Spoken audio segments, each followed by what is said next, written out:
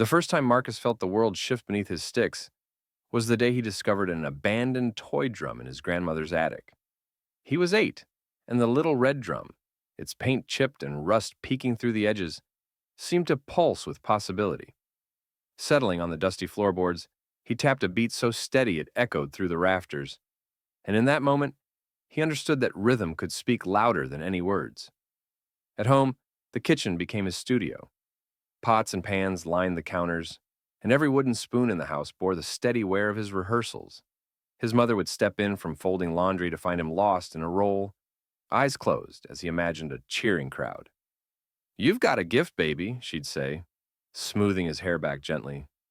His little sister Tessa would join in with makeshift maracas, 2 plastic water bottles half filled with rice, her laughter ringing out above his stomps. They became a family band of 2, each experiment drawing them closer and teaching Marcus that music wasn't just notes on a page, but the heartbeat of home. When he started middle school, Marcus begged to join the percussion ensemble.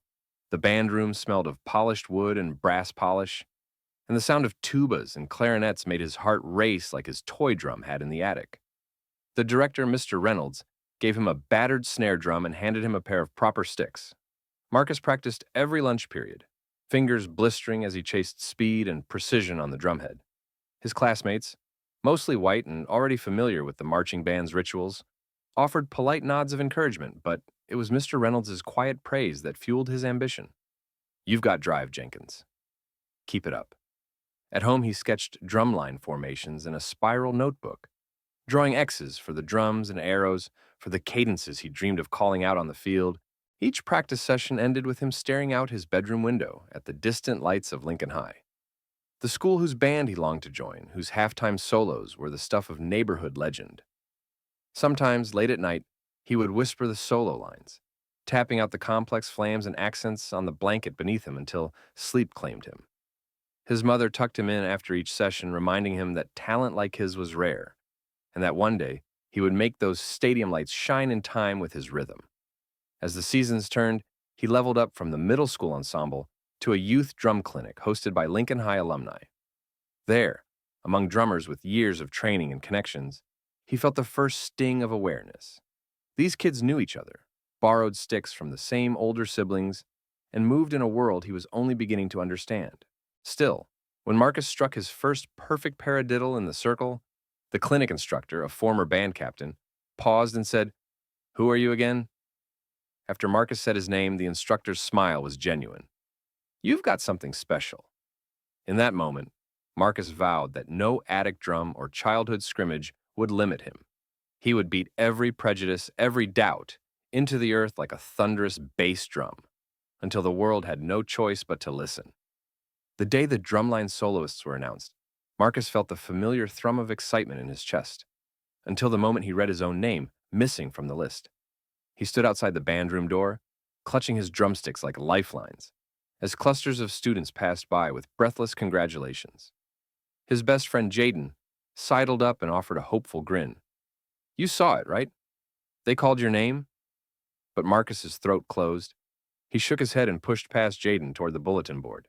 Under harsh fluorescent light, the list of solos, first, second, and third, stood printed in bold black type. There it was, Ethan Harper in the coveted first spot, a white junior with only a semester of drumline behind him.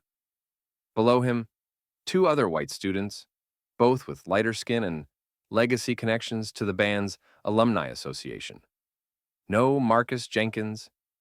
A low murmur washed through the hallway, part excitement, part confusion, because everyone knew Marcus had outpracticed them all.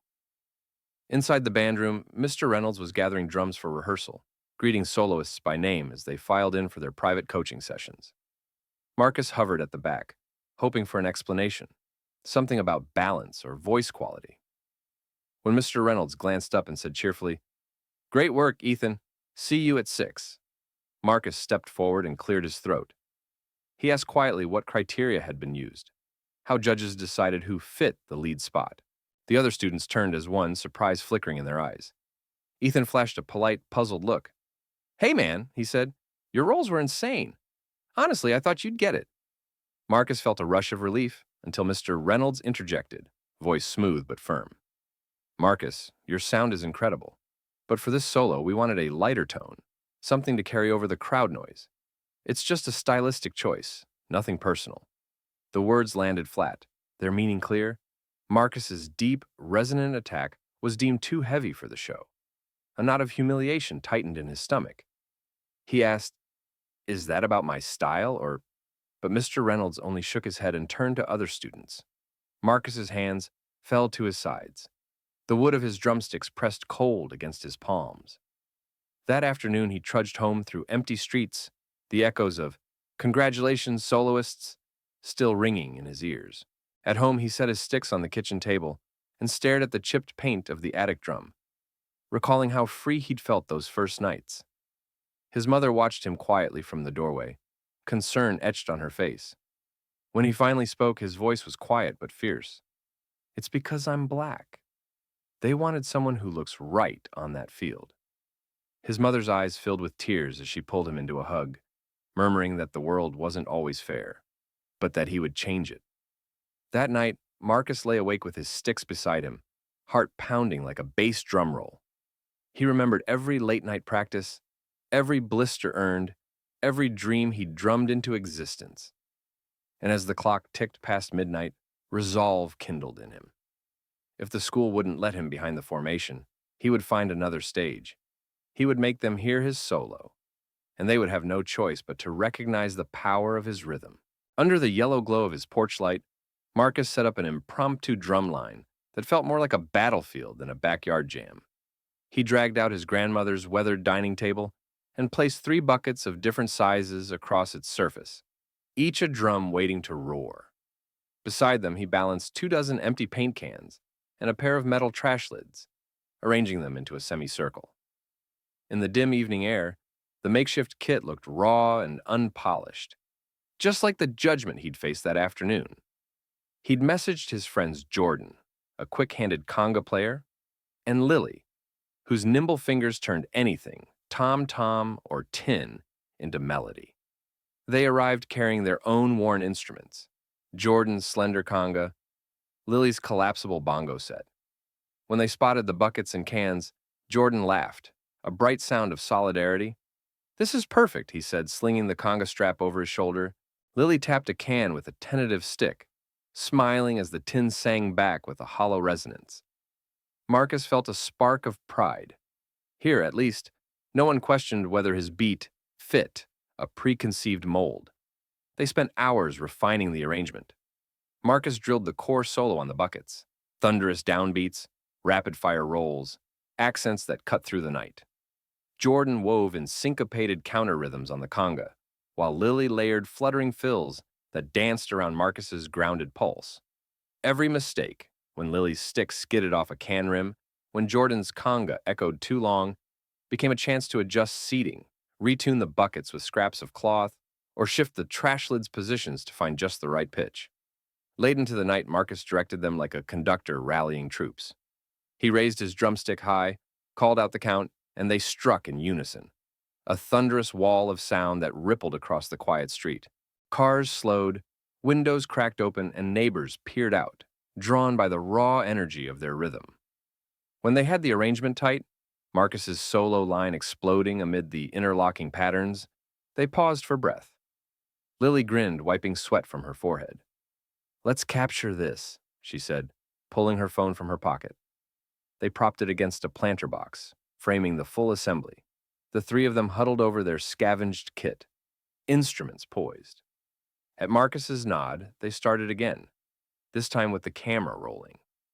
He launched into his solo, cascading rolls that shimmered like waterfalls, accented strikes that landed like thunderclaps, and a final flourish that spilled into silence, echoing off porch walls.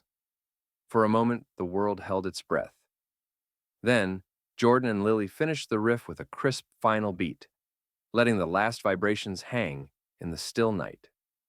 Marcus checked the recording. The audio was raw, pings of metal and plastic, the breath of performers, distant hum of streetlights, but undeniable in its power. He watched their faces glowing on the screen, joy, determination, unity. In that grainy video, he saw the solo written into something greater than himself. a defiant chorus that refused to be silenced. Before sunrise, he edited the clip, trimming to the purest solo section, overlaying a simple title, Marcus Jenkins, Drumline Solo, and posting it to social media with a single caption, "You can't cage my rhythm." Then he hit upload, heart pounding as he watched the views tick upward. And in that quiet moment, he knew this performance, born of buckets, cans, and unshakable resolve, would not just be heard, but felt by everyone who believed that music belonged to all who dared to play. Marcus woke before dawn to the frantic buzzing of his phone. Bleary-eyed, he fumbled for it on his nightstand and saw the notification count explode. Hundreds of views, thousands, 10,000. He tapped open the video he'd uploaded the night before, the scratch-built drumline in his backyard, and watched in disbelief as the play count soared. Comments flooded in, praising the precision of his rolls and the raw power of the makeshift kit. Classmates tagged friends, local musicians reposted clips on their profiles, and within hours, the hashtags number Let Marcus Play and number Drumline Justice began trending across campus feeds. By mid-morning, the story had leaped beyond Lincoln High. A popular city DJ shared Marcus's solo on his evening show, marveling at the garage-born thunder that school bands should envy.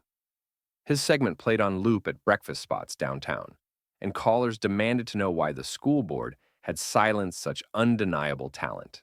Local news crews arrived at the Jenkins home, cameras trained through the front window as Marcus's mother explained how proud she was, and how wrong it felt that her son had been denied his chance. Footage of Marcus leading Jordan and Lily in that impromptu jam rolled on TV newscasts, each replay amplifying the outrage. At school, the hallways crackled with excitement and debate. Some students wore T-shirts hastily scrawled with "March for Marcus" in bold marker. Others plastered posters around the auditorium entrances, "Bring back our beat," and "Fair auditions now." The principal's office was inundated with emails from alumni and community leaders, while even teachers found themselves cornered by lunch period petitions. In the band room, Mr. Reynolds paced nervously, fielding questions from fellow instructors and struggling to read the shifting tide of public opinion cascading through his social media feed. Meanwhile, Marcus watched it all unfold from the drum pad in his bedroom.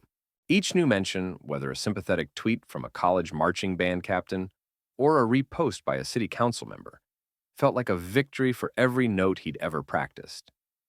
Yet he understood that numbers alone wouldn't force the school's hand. He needed one more moment of undeniable proof. So he scheduled a live stream performance right in front of Lincoln High's flagpole, inviting everyone who'd shared his video to tune in. As he tapped the opening rhythms live, the chat exploded with support. Hearts, drum emojis, and pleas for the district to correct its mistake. By sunset, the video had reached 500,000 views, and Marcus's live stream had drawn viewers from every neighborhood. He could practically feel the ground shifting beneath him, the collective heartbeat of a community refusing to ignore his drumbeat. And in that charged evening air, he realized that the solo they'd once silenced had grown into a rallying cry too powerful to be contained, one that would soon demand a reckoning from those who had barred his rhythm. Emails pinged relentlessly in Principal Carter's inbox, each subject line more urgent than the last. Drumline solo, student petition, community outrage, legal inquiry. He arrived at school before dawn, coffee in hand, to find local news vans clustered outside the front entrance and his parking lot filled with reporters, milling around pickup trucks bearing station logos. The morning announcements blasted Marcus's solo clip over the PA system, and students poured into the halls wearing black and white protest signs taped to their uniforms, chanting, "Listen to Marcus," as they passed by classrooms, interrupted by impromptu discussions. Inside the band room, Mr. Reynolds, once confident in his stylistic rationale, stood glancing between his metronome and the storm unfolding on his phone's screen. He replayed the video of Marcus's backyard performance one more time. The thunderous bucket rolls, the shattering final flourish, and the palpable joy on his face. Coaches and booster parents streamed in, faces lined with concern. One mother demanded to know why her own son hadn't had a chance at the solo. Another veteran band parent insisted on immediate transparency in auditions. Mr. Reynolds tried to explain the lighter tone criterion he'd cited, but his words rang hollow in the charged atmosphere. Across the hall, Principal Carter convened an emergency meeting of the music department. Mr. Reynolds, the assistant band director, and the head of student activities sat around a folding table in the dim lighting of the old rehearsal wing. Outside, the muffled roar of protesters grew. The assistant band director cleared her throat. "We've got demonstrators in the courtyard. Students and parents are demanding to see audition tapes. The school board's on the phone pushing for us to rescind the decision." Mr. Reynolds pinched the bridge of his nose, realizing that every excuse he'd made had crumbled beneath the weight of public scrutiny. The head of student activities spoke next. "We need a statement. Fast. Apologize. Promise to review the process. Bring in outside judges. Otherwise, this could escalate into a Title VI complaint for discrimination." At the mention of federal law, the room fell silent. Mr. Reynolds' throat tightened. He'd never intended to discriminate. He'd simply made a misguided stylistic call. Yet now, the line between personal preference and systemic bias had been drawn for him in scathing headlines and student protests. Moments later, Mr. Reynolds took to the courtyard with Principal Carter at his side. A sea of signs bobbed before him. "Marcus deserves a chance. Stop the bias. Fair auditions now." The assembly fell still as he raised a trembling hand. He spoke with measured regret. "I recognize that my decision caused hurt and frustration. I apologize to Marcus Jenkins and to everyone who felt that our process was unfair. Effective immediately, we will hold a new solo audition, open to all qualified drummers, judged by a panel of external adjudicators. Marcus, we invite you to compete again, and I commit to ensuring transparency and equity in every step." A ripple of applause followed, tentative at first, then building as students and parents processed his words. Marcus, standing near the front with Jordan and Lily, locked eyes with Mr. Reynolds, his expression cautious but hopeful. The marchers lowered their signs and murmured among themselves, their chants fading into a tentative hush. Behind him, Mr. Reynolds exhaled, shoulders slumping in both relief and remorse. The road to repair would be long, trust had been shaken. But at least now the band director had faced the chorus of dissent and begun to retune the system that had silenced Marcus's rhythm. The evening air was thick with anticipation. As the school auditorium filled with students, parents, teachers, and local journalists, all crammed into folding chairs that creaked under the weight of the crowd. At the front, a hastily erected riser held the panel of district officials, superintendent, school board members, and the band director, each seat now facing the mounting pressure of public expectation. A single microphone stood in the center aisle, its height adjusted for student speakers. Marcus sat in the front row, drumsticks in hand, his makeshift bucket kit discreetly tucked beside him, flanked by Jordan and Lily. When the superintendent called the hearing to order, her voice wavered as she acknowledged the community's unrest. She invited students to speak, and one by one, voices rose. A trombonist lamenting the erosion of trust, a clarinetist demanding transparency, a parent invoking Title VI protections. Each testimony echoed with the same refrain. That talent had been overshadowed by vague stylistic standards, and that the decision to deny Marcus his solo had been emblematic of deeper biases in the district's audition process. By the time she turned to the district's legal counsel to read an official statement, the room was alive with palpable tension. Legal counsel's words, an apology for harmful inconvenience, and a promise of policy review, sounded hollow against the silent insistence in the audience's eyes. Marcus stood as the superintendent gestured forward. Taking a deep breath, he positioned himself before the microphone, the auditorium lights catching the glint of determination in his eyes. Without a word, he raised his drumsticks and tapped the first beat on the discarded bucket, an octave of thunder that silenced the murmurs immediately. He launched into the solo, each roll precise, each accent sharp, building momentum until the entire room felt the resonance in their chests. As he concluded with a final flourish, a rapid paradiddle that ended in a single, restrained tap. There was a heartbeat of silence before the auditorium erupted. Some rose to their feet, stomping and whooping. Others wept quietly, tears reflecting the stage lights. The panel, visibly shaken, exchanged uneasy glances. The band director stood first, pale and regretful. And then the superintendent rose, voice thick with emotion. She offered a formal apology, this time naming Marcus directly. Mr. Jenkins, we recognize that we failed you. Your performance today has shown the depth of your talent and the shortcomings of our process. We apologize for any bias that kept you from your rightful place. A district attorney seated beside the superintendent announced that the district would implement blind auditions for all future band solos and would convene a permanent equity committee, including student representatives, to oversee adjudications. They further pledged to hold a special halftime performance at the next game, featuring Marcus's solo with full official recognition. Marcus nodded once, accepting their words, and returned to his seat to a standing ovation that shook the rafters. Jordan and Lily rushed to embrace him, their pride and relief mingling in the warmth of the moment. As the crowd slowly dispersed, the auditorium's atmosphere had shifted from tense confrontation to collective celebration, a recognition that his solo had not only reclaimed his rhythm, but had rewritten the district's rules to ensure that no other student would be silenced for the color of their skin. The night of the homecoming game arrived with crisp autumn air and stadium lights blazing against a crowd of roaring fans. As the marching band filed onto the field in precise formation, Marcus felt a familiar surge of adrenaline. Only this time, it was tempered by the knowledge that tonight, his solo would be honored. The drumline shuffled into place behind the 50-yard line, and the crowd hushed as the announcer's voice boomed over the PA system. Ladies and gentlemen, we present a special performance by Lincoln High's own Marcus Jenkins. A spotlight tracked Marcus as he stepped forward, drumsticks raised.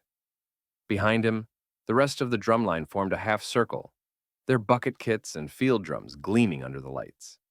In the stands, his mother and sister waved handmade signs, our soloist and drumline justice. While the student section held up their phones, the stadium's collective glow scanning the field like a galaxy of fireflies. The band's intro cadence began, and Marcus tapped the first beat. His sticks moved in a blur as he launched into the solo that had ignited a movement. Rolling paradiddles that rippled through the night, crisp accents that cut through the brass fanfare, and a thunderous finale that echoed like a cannon shot. The stadium erupted, cheers so loud they rattled the goalposts, and fans jumped to their feet, waving and chanting his name. Behind the clangor, the band director mirrored tears in his eyes as he watched Marcus own the field. The white skeptics who'd once questioned his tone stood among the staff, their expressions unreadable but undoubtedly impressed. As Marcus's final note trailed off, the crowd's applause swelled into a sustained ovation, drowning out even the Jumbotron's music. After the performance, the principal emerged to present Marcus with a commemorative plaque. In recognition of excellence and courage, 2025 Homecoming. The faculty, students, and band members gathered in a spontaneous celebration on the turf, lifting Marcus onto their shoulders as he laughed, drumsticks aloft. Across the field, the scoreboard flashed a message: Marcus Jenkins, Soloist of the Year. Later that evening, as the stadium emptied and the floodlights dimmed, Marcus lingered amidst the scattered sheets of music and abandoned drumsticks. He ran his hand over the polished surface of his drum, once a simple attic toy transformed into a symbol of change. In the quiet hush of the locked stadium, he whispered a quiet thanks to every friend who had stood by him, to the thousands who had watched and demanded justice, and to the rhythm in his veins that refused to be silenced. And as the moonlight glinted off the empty bleachers, Marcus knew that his solo had become more than a moment of triumph. It had rewritten the score for every beat that would follow.